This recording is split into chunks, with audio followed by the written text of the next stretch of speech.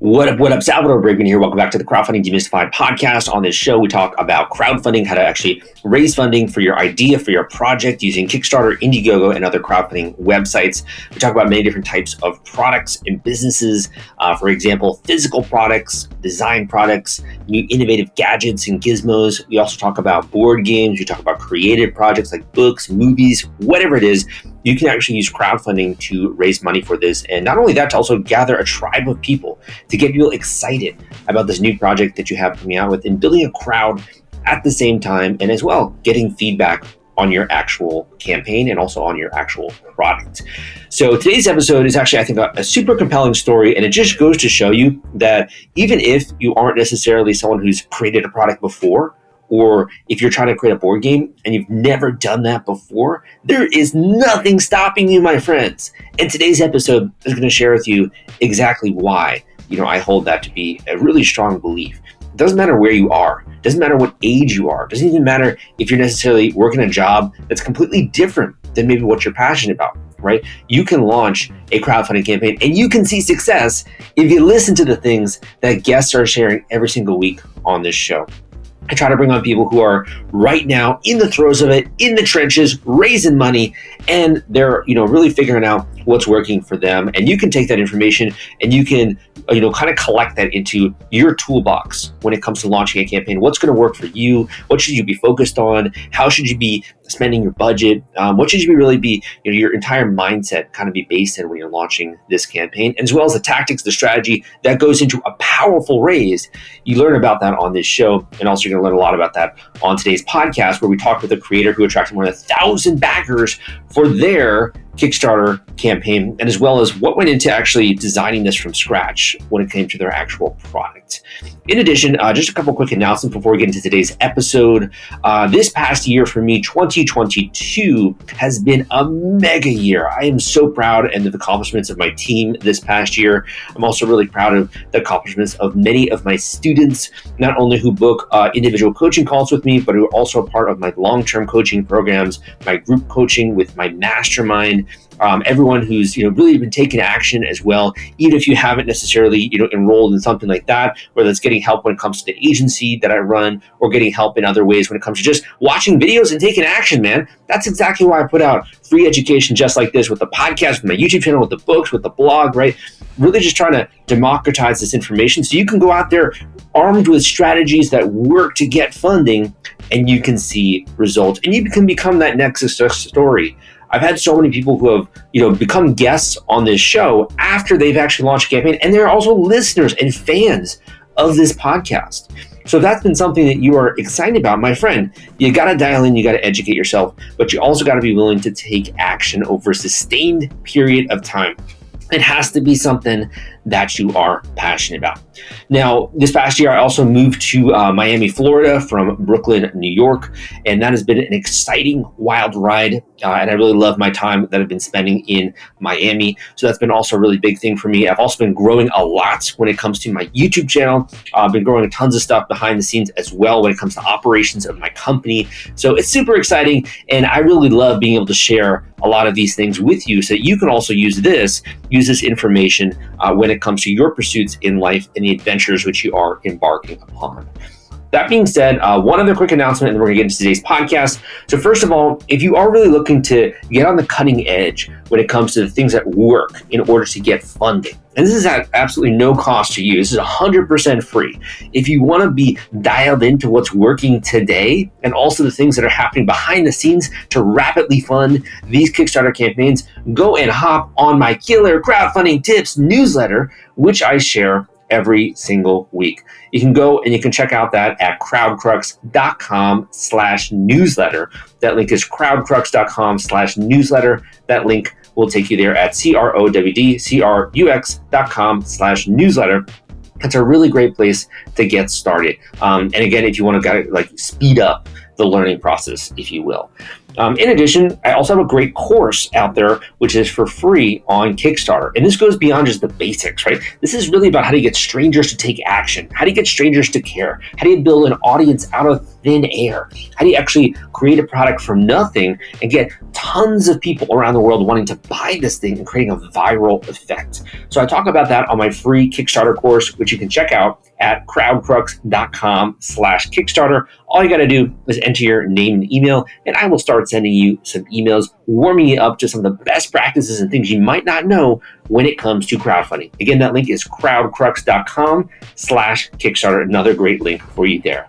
Without further ado, let's jump into today's podcast episode and discover how this creator was able to attract more than 1,000 backers, how he actually went through the process of inventing something completely new when it comes to his product, and it's coming up right after this. Hey guys, welcome back to the Crowdfunding Demystified podcast. Today we're speaking with a creator who's attracted more than 1,000 backers to his Kickstarter campaign. He's been wildly successful with this project, having raised over $87K for this campaign for Cube Monster. Be the first champion to reach the top of Mount Kubai in our solo or competitive engine building strategy game where the cubes are everything. We have the creator here on the show. Dor, welcome to the podcast. Hey Salvador, how are you? Doing awesome, man. First of all, congratulations on your success. Maybe we can get started and you can just introduce to the listeners a bit about your game and tell them more about that. Sure. So a bit about me. My name is Dor. I live in Tel Aviv in Israel. I have a wife and a small 3-year-old. And over the past 15 years, I've been in the tech industry. I started as a software developer. I developed Flash games, and then I moved to mobile, and then I moved to product management. And all of this parallel to being like a board gamer. And I played like the classics. I didn't even know about the hobby until a few years ago, the hobby, the board game hobby that exploded in the past few years. But I played classics like Risk and Settlers of Catan with my friends. And then 4 years ago, a friend of mine, maybe even more, a bit before that, a friend of mine showed me Coup, which is it's like a social deduction game, and I fell in love with it, and I got everyone I worked with to fall in love with it as well, and we spent time, after hours playing this game, and then another game, and then another game, and then I discovered Kickstarter, and then I started spending money on Kickstarter and discovering that part of the industry. And being like, a developer and a product manager, I always look into like, okay, this is cool. I like that. Maybe I can do that as well. And then a few years ago, I went on a trip with my wife and to Vienna, and I entered like this local board game store, and I saw this game Sagrada, and it had like so many dice in it. And this is cool.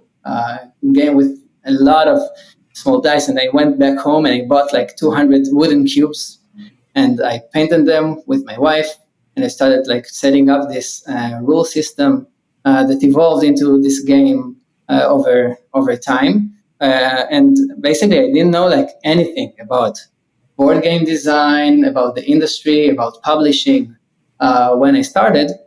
So it was all like everything I learned along the way. From playtesting, to methodologies and stuff like that. So you were, obviously a gamer yourself, and you were enthusiastic about it. What was your favorite part about supporting Kickstarter campaigns and becoming a backer of those? It's just, to me, it was more of a channel to be exposed to cool new games in a way that showcased games with much detail and hype and community. So, there are some projects on Kickstarter that are really there because they need to raise a certain amount of money to create something completely new that wasn't done before. But I don't think that's the case for board games. It's a well-established industry, and there are solutions for many parts of it. And it just became a very good community building channel and discovery channel and marketing channel for board games. So to me, it's just like, seeing the way they are presented with the cool video and the reviews and the features and the unique components and stuff like that. So that's what I find most intriguing. Yeah, I think it's a really fun experience, and like you said, you also discover a lot of new products, a lot of new games that you haven't known about before. So Yeah. when you were doing your first kind of playing around with dice and with game pieces, what did that feel like? Like, did you ever actually imagine you were going to create a full fleshed game, or were you just kind of working on game mechanics? So I tried several different ideas before I got to this game. Playing around with the idea of making a game, and everything failed so quickly. Like I made this prototype, I brought it to my table with my wife, and we played, and it wasn't fun. So I tried to modify it, and it still wasn't fun, and I killed that idea. But then after I tried this specific idea with the cubes, it something clicked. So I didn't like have a big plan of to get to crowdfunding this game, but something clicked and I wanted to pursue that. And very quickly I went like all in. I started working with an artist way too early in the process, just because I was excited about it and I didn't know any better. Um, and play testing with my friends and taking it to the game to like local game stores. And this evolved like I think in the first 3 years I've been working on it for 4 years. In the first 3 years, it was just development of this game and trying to get something to my hands that looks real and feels real and I have fun playing with. Yeah, so I was going to say, so you were just kind of focused a lot on getting the idea right, and getting the mechanics right, and making it fun to play. It sounds like. Yeah, I designed like the game for me before I designed it for anyone else. Just something that I would enjoy playing with my friends. At what point did you really get serious about doing a Kickstarter for this? So this was always like in the back of my mind, but I knew like what a big challenge it would be. So just in the past year, like 2022, when it started, I talked to my wife and I told her, listen, I can pursue this like for years and it will never be finished. There's always like new ideas and ways to improve it. But I said, I want this out. Um, and that's when I decided that I don't want to do this alone and to start looking for a partner.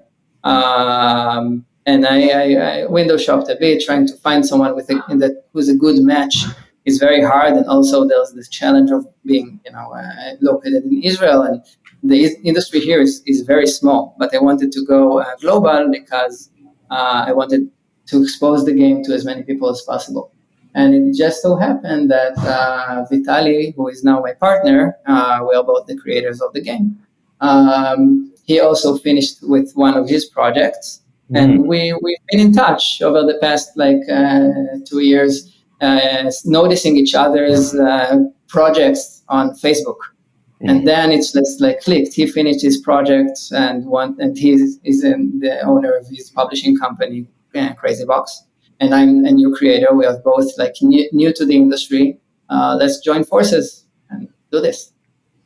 That's such a fortunate event, and I think finding the right co-founder, finding the right partner is such a huge decision, right? Oh yeah. One question I had for you is, I think a lot of people have your similar story, but they kind of give up halfway through the process. Why do you feel like you persisted when a lot of other people have struggled or have difficulty with that? So I guess there are many reasons. For me, I looked at this as a product I needed to develop. Obviously, it's a game and it's fun, but in my experience from work, it's like I looked at it as product development, and there are methodologies that help you keep going. And how you do like play testing is basically user testing if you're like building an online product or any kind of product. So I use these methodologies to set targets for myself, like quarterly targets. I looked at it as work that I really love doing, but as work. I said you treated it seriously, yeah. Yeah, I said okay. I want to finish. To order a prototype of the game from the Game Crafter. This is a prototyping company. By the end of this quarter. And then I'm thinking, okay, what do I need to do to establish that? I need to finish this playtesting, designing these components, and then trying to be aggressive yet realistic with my goals. So yeah, you were setting a timeline. You were holding yourself to milestones, right? You were thinking about the future. So you were really Yeah, taking it seriously and planning it out. yeah, definitely. Talk to me about the night or the day before you went live with the project. Like, where were you? Were you working at home? Were you working in a co-working space? Where do you usually do your work? So I work today at Iron Source, who just merged with Unity, Unity Gaming, the gaming company. So we have this hybrid work mode, working from home and from the office. So, but I actually took the entire week off. Now that I think about it, I didn't know what to expect. So there's a lot of preparation up to the point where you click that launch button, and obviously a lot of work after you click that button. What was going through your mind during that week? Oh, it's like, I can't believe it's happening. I can't believe it's happening.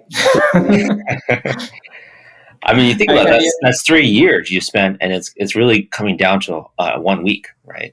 yeah, it's like it's even 4 years, and I remember like when I partnered with Vitali, it felt super real, and it was like a month that I couldn't sleep because your mind is racing and Mhm. thinking about all the cool things you can do, or oh man, I should have done that, and we're not gonna make it in time and stuff like that. And up until that moment when we clicked that launch button, we didn't know if we will fund. We didn't have it in the bag. Being an unknown creator, you try to do, you listen to all of these resources that tell you how to prepare for the crowdfunding campaign and preparing, building the crowd and engaging with them and building the mailing list and all of that fun stuff. But you don't know that you're going to make it. And it's scary and exciting. In that preparation phase, that week before you're going live, what would it have meant to you if you were successful? Like, would this be a new avenue for you? You're trying to become a board game designer. What would that really mean to you if you were successful? If you think back in time to that week? So I always I really love both doing this, and I love what I'm doing at my job. And I try not to trouble myself with these existential questions. And I just try to focus on short term goals and have, try to do them the best I can.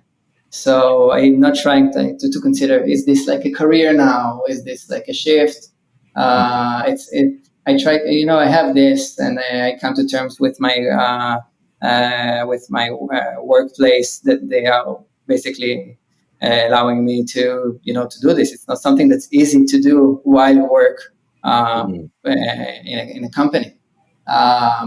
So I try Got to it. Yeah. So keep focused on. you're just focusing a lot on the launch and what you had to do. It sounds like to be successful with that. Yeah, and now I'm focusing on delivering the best way we can. So in thinking about that day and the first couple of days when you went live, what did that feel like, and what really happened in those first few days, that first week you were live with Kickstarter? So the first day it was just refreshing Kickstarter. It refreshes automatically, but it doesn't matter. You just refresh like like crazy. Um, and it's working on getting to your funding goal. The moment we click that button, it's like go. We had a list of all of the social media, Facebook groups, on Reddit, on Discord, the mailing list. We prepared everything in advance. The local communities, the local WhatsApp community. We've been pumping like our message, and we're going live, and let's fund quickly, and let's build this. Let's get to this goal. So this was the first, I think, day. It's actually, we funded after 4 hours, which was an amazing feeling, an amazing experience. But then it's just like communication, like communicating with the people funded, and sharing the excitement. And it's an ongoing work. The campaign, you try to keep people engaged all the time. Were you just getting lots of notifications on your phone, or like did that come all in at once and you started to get funded very quickly? How did that happen? And no, I think it's just like we said, in front. We didn't leave the computer for the entire time period when we launched. Oh, wow. Yeah, it's Yeah. like it's it's a big build up to this, and we popped the champagne at the moment we funded. It was very cool. If you're worried about the fulfillment and shipping part of your Kickstarter campaign when it comes to getting out all those perks and rewards to your backers, rest assured I've put together a complete Kickstarter fulfillment and shipping checklist for you, and it's free. This is sponsored by the folks at Fulfillrite, and they thought that you should have this checklist as part of your arsenal going into a crowdfunding campaign. If you want to get instant access to this checklist and it's free, you can go to fulfillrite.com/checklist. Again, that is fulfillrite.com/checklist, fulfillrite.com/checklist. Just go to that link and you can download it immediately.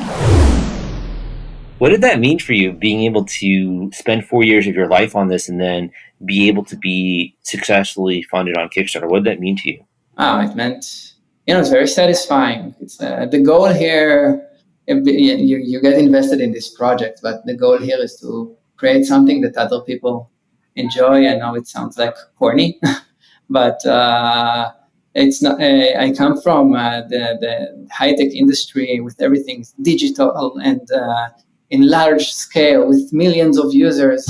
And here, I think this is what pushed me to do this analog board game thing that people I hopefully will fall in love with and enjoy. So this is like my drive here. And there's 1,000 people around the world that have never heard of you before, that have never heard of this game before, that now are, joining your journey. They're on this with you. Yeah, definitely. I'm sure that's the coolest feeling for sure. Yeah, yesterday it was very cool. So one of the guys who I've been in contact with from the beginning, he judged the game in a contest a few years ago, and I sent him a prototype. And he's like sending me, we have a big time difference, but he's sending me, "You up? We are playing and I have a question." I said, yeah.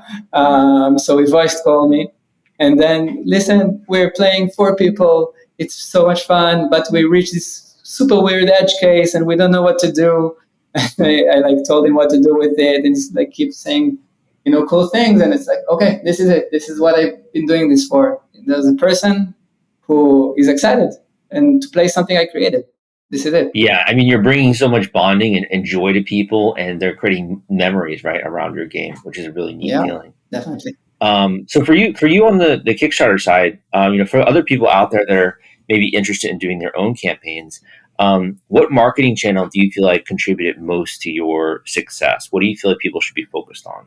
So it's interesting you're talking about marketing. I think in general there are many channels, but when you dive into crowdfunding as a new creator, I don't know if you can comprehend the marketing challenge, especially if you're not from that field. And I assume that many board game creators do not come from marketing. So obviously there's Facebook and there's a lot of self-promotion, which is hard. You try to keep that balance, and the different groups have different rules, and some are more strict and some are more easygoing, because they know you need to somehow spread the word. You're not like one of these huge game companies that just we launch on that date and then it's like $1 million after 1 second. So there's those Facebook communities and there's Facebook advertising, which by the way did not work for us at all. We tried to do it ourselves. Maybe that's a part of the reason, but after that we used an agency, and they told us that some games don't advertise as well as others.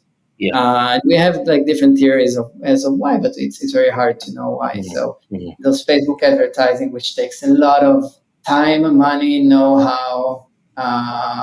It's a lot of effort. So for you, would you say the Facebook groups was more powerful, or what channel do you feel like was most powerful for you? For me, it was 2 channels. It was the Facebook groups and community that I've built that had 350 people before the launch, and Reddit.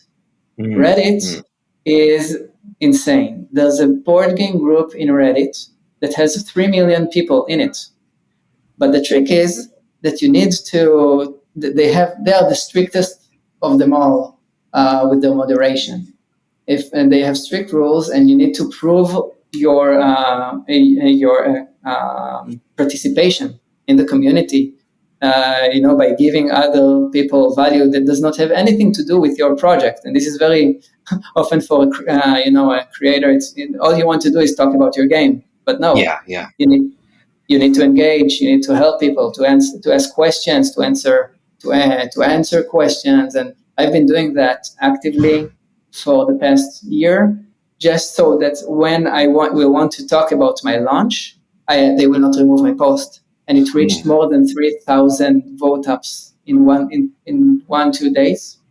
Insane.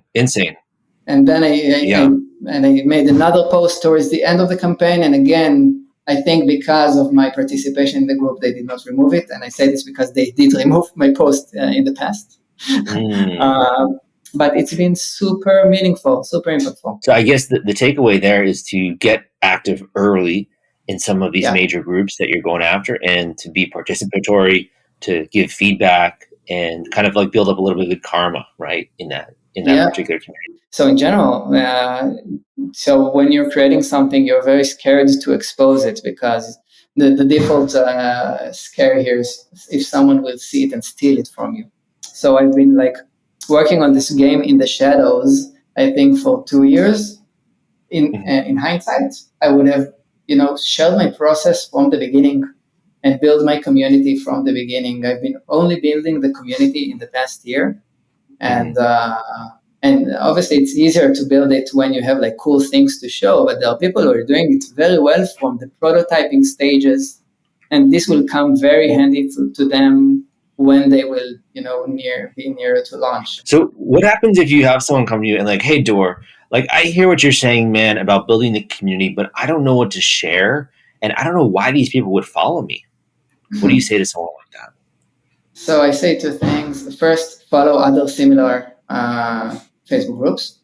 And if you're looking for them, join a Facebook group like the Board Game Design Lab Facebook group by Gabe Barrett. It's one of the most active game designer groups that also focuses a lot of crowdfunding. Everyone it has also, and he also has an amazing podcast. And also join the Crowdfunding Nerds Facebook group. And these 2 groups will expose you to so many similar people in similar situations that are doing the same. And you can also ask questions there. And also share any piece of it, because if someone will be attached to it from the beginning, it's okay, I playtested this playtest, and this was cool, and this was not cool, and I tried this design, and you upload photos with you and with people, and those people, they will, maybe tell their friends about it, and they will be happy that you are posting their pictures with consent, obviously. And they will feel a part of it, and you will build it over time. So this community that you built, and I think you said around 300 people or more, was that your own micro community? You did a Discord, or how did you build that community? So I do have a Discord. It's pretty small. I think 30, 40 people there. I mainly ran online playtests there, but the Facebook community, it's the Q-Monster community, and it's something that I built over the past year. And it's every time that I met with someone to playtest the game, I told them I'm asking shamelessly if he wants to join my Facebook group, and a lot of them said yes. And I love that. That's so cool. Yeah, it's you're keeping in touch with them that way. Yeah, and it's it's very hard if you want to go to crowdfunding, you need to be comfortable to put yourself out there and talk to people, and ask people for stuff, and you need to find the balance how to do this in a non-aggressive way, because the people online are way more vocal and than people in person. For sure. But that's also, it's so rewarding to get feedback throughout the process, and it kind of feels like you're not doing it alone, right? Are you posting weekly on that, or monthly, or what's your frequency? I used to post. In the beginning, it was I didn't have as much to post, but then when I entered the prototyping phase, it's several times a week. When I have some stuff to share, and it's and mainly visual stuff to share, It's like Yeah. I don't hold back. Before the launch and during the campaign, it's like almost daily. Exciting. And now it's whenever I'm working on it, fixing the 3D model for something pretty unique in the game. I'm posting like the video that my 3D artist sent me, and people are seeing the thing that they bought being made. Let's talk a tiny bit also about Cube Monsters. So, for those that are listening and that are excited about playing new games and discovering new games, who do you feel like this is really for? Who should try it out? So the thing is about this hobby, it's like it's ageless. So it's for those. Obviously, I built it for the Kickstarter community. If you're a Kickstarter backer, we try to put unique stuff in the game. From the beginning, I tried the mechanics to be unique, which is pretty cool, and I did see like the influencers reviewing the game mentioning that. But besides that, we try to create these unique components that they target the Kickstarter community, the ones that want to have like this 3D. It's I would say minis, but it's pretty big. We have a monster hand and a big mountain that's like. So provide some context. So your village chose you, right? And you're the champion of this village, it sounds like, and you're trying to climb this mountain, right? Mount Kubai. Yeah. Is that how I pronounce it right? So it's Kubia. It's an Easter egg. Kubia in Hebrew is cube. So it's Mount Kubia. So you're trying to climb this mountaintop, and what's preventing you from getting to the top? Or so I'll give you the pitch. It's like we are all villagers surrounding Mount Kubia, and one day the monster came, and the monster demanded cubes. And so each village sent their champion to race up the mountain, to sacrifice cubes, to climb the mountain, and also to worship the monster. So basically, in this game, there are cubes, many cubes, and they are big and fun to play with, that you use both to build your engine, like build structures that give you more capabilities. They give you more cubes, the ability to trade colors to give you rewards. But there's also the trade-off that you need to spend cubes to climb the mountain.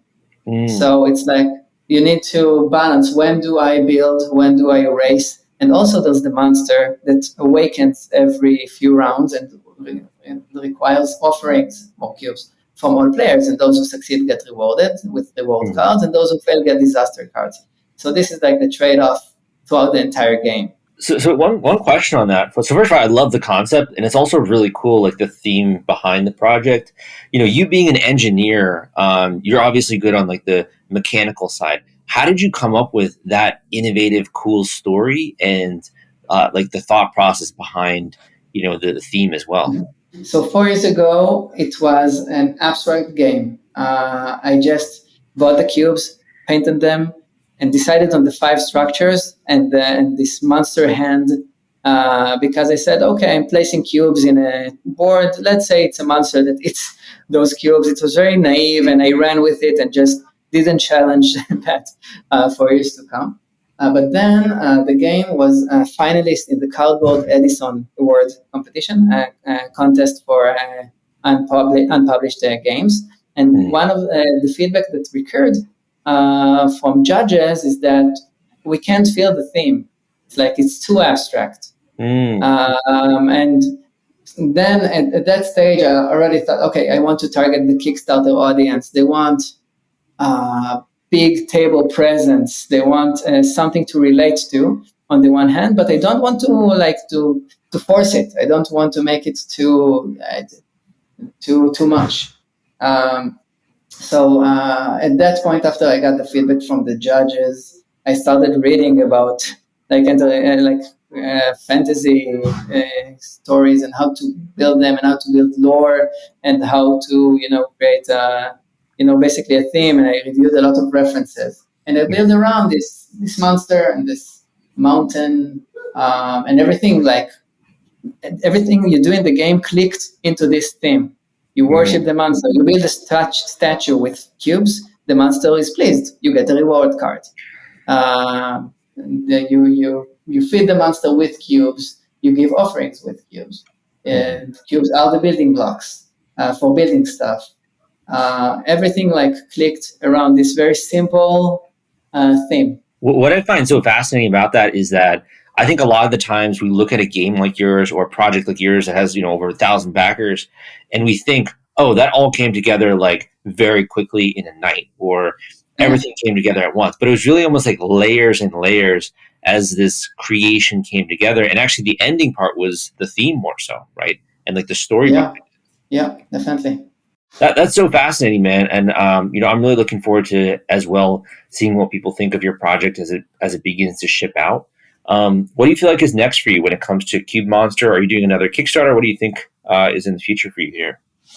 So as I said earlier, it's like, to me now, it's like I want to deliver this the best I can, and it's so much work, and it's not stuff that I've done before. Like Vitaly and I, this is our first Kickstarter campaign, the funds that we now need to deliver. So this is our goal. And since we did this like unique components, so we talked about the mountain and the hand. So there's a 3D mountain, and it's functional in the game, and the 3D hand is also functional. It replaces a 2D component that comes in the base game. So we need to finalize all of these, product things to create like this top-notch product, and this is my goal, our goal now, and it takes like all of my attention.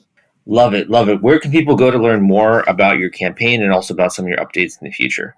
So the Kickstarter page, it has everything. We have a very cool video and a lot of information there. And we just opened the late pledge store. So from there, you can directly go to Backer Kit and late pledge and get the game. Great. Awesome.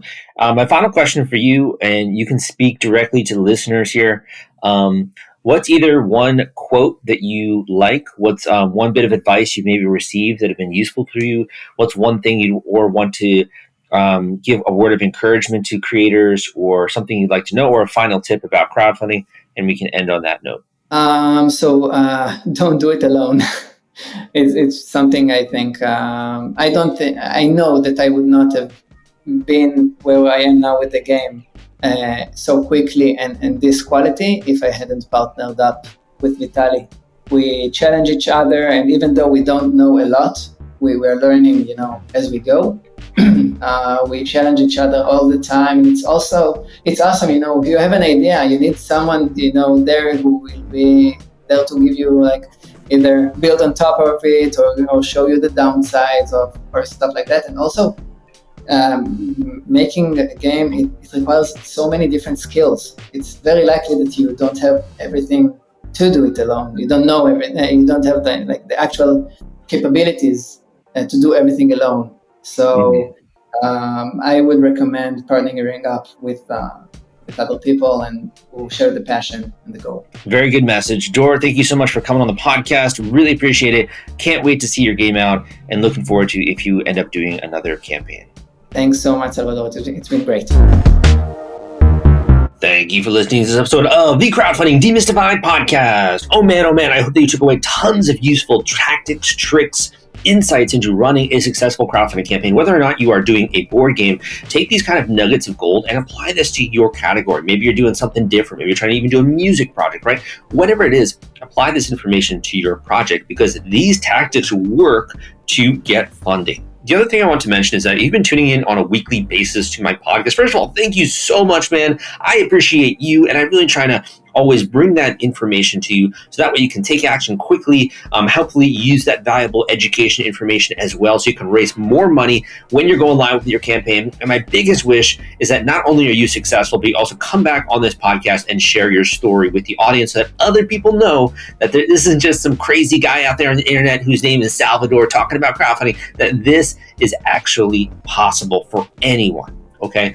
The other quick thing is that if you do appreciate my messages, if you do appreciate the information that I'm bringing to you here for free, the education, please leave a positive rating and review on iTunes if you're listening to it on iTunes, or on Spotify if you're listening on Spotify, or on YouTube. Leave a positive comment or give me a thumbs up. It really helps support the crowdfunding community and the crowd community, and I would appreciate that so much.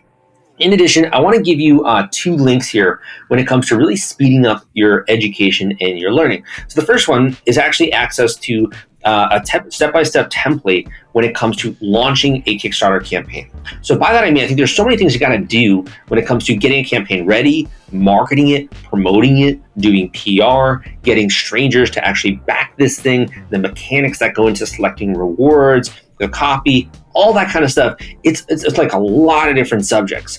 So what I've tried to do is I've tried to cram all of that information that you need to know into one slim, slender volume that is actionable and that's chock full of valuable resources which you can use to speed up the tempo when you're launching this campaign. So that sounds something that's interesting to you. This is a very entry-level, low-level investment, and I think one of the best ones which you can make when it comes to upgrading your education and being armed with just the best practices going into a campaign. So that is the Kickstarter launch formula. So the Kickstarter launch formula, again, like I say, is a step-by-step, paint-by-numbers formula, which you can use to smash your goal on Kickstarter and to do it in not very much time either.